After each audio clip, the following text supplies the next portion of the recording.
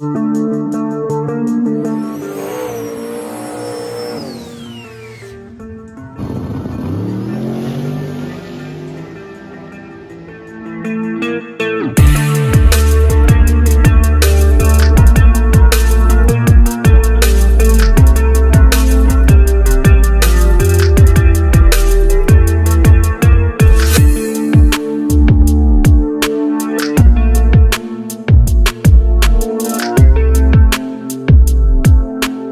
up, guys? Welcome back to the channel. We're over here. We're at Mike's shop. Appreciate Mike letting us use the lift today. We're mostly done. I'm gonna just show y'all what not to do, give y'all an update. We did find a couple things too, which is not ideal, but we're trying to get ready for Brown County. We got a little bit more to do. Hit that like button, comment, and subscribe. If you want to support the channel, head on over to turbojohnracing.com, grab some hats and some t-shirts. All right, guys, check it out. All right, Mike, so what did we just spend the last couple hours doing? Flywheel, flex plate. Why didn't we just do that? It's dated. I don't understand. I mean, apparently there's a loose nut behind the wheel, an idiot behind the wheel. Got our new flex plate on here again. So we did the same thing I done last time.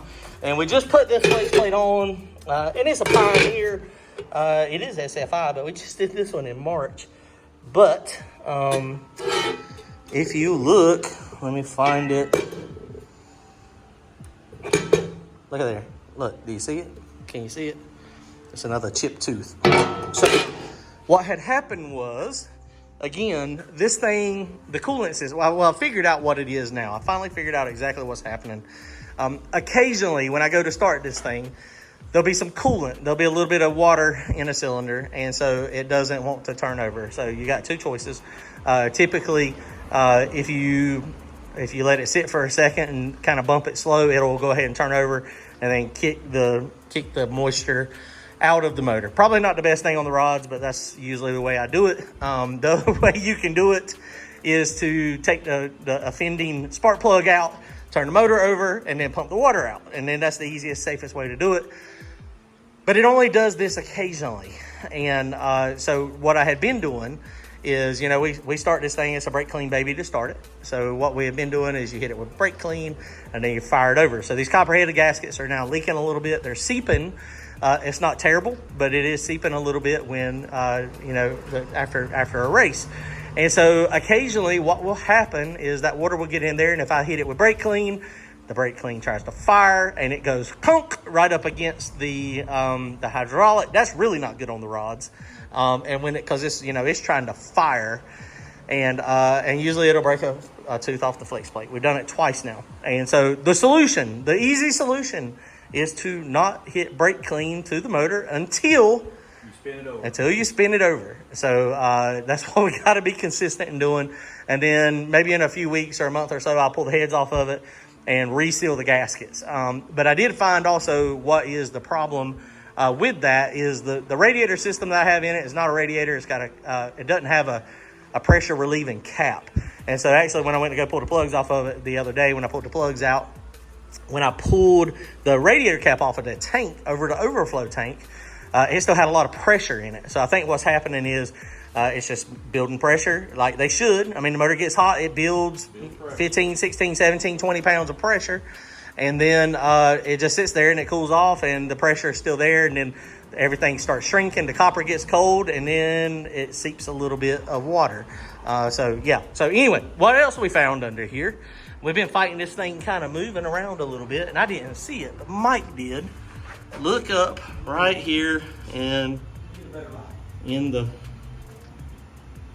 that is a piece of aluminum, a piece of tin that is torn, and it is torn pretty good. So I didn't even see it. Mike saw it and pulled the rivets out of that, popped the rivets right out of that thing.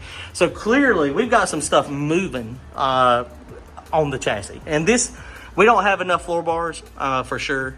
We got bars on the inside of the car, but I don't think they're good enough. What we're going to end up doing is supporting from the cage down. I might even, I might go ahead and make this like a double frame rail to stiffen it up. I know a lot of people say that's probably not a good idea, but we got to get this thing stiffer. Clearly we need it stiffer.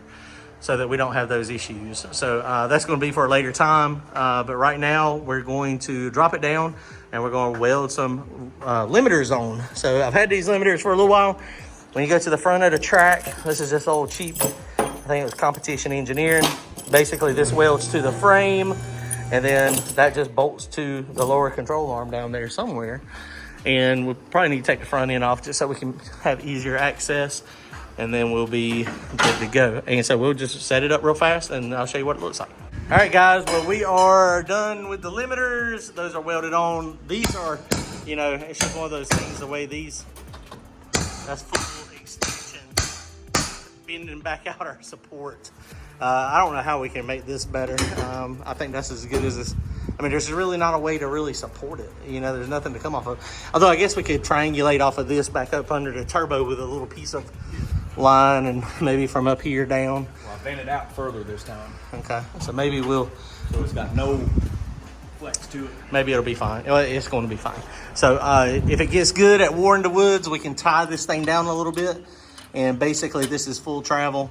And then we can move it. I think these are 1/2 inch increments to get it so that it's a little less travel in the front. All right, Mike, appreciate it. Appreciate the help. We are done. So that's going to wrap it up tonight. You guys don't forget, comment, like, and subscribe. We'll see y'all soon. Thanks.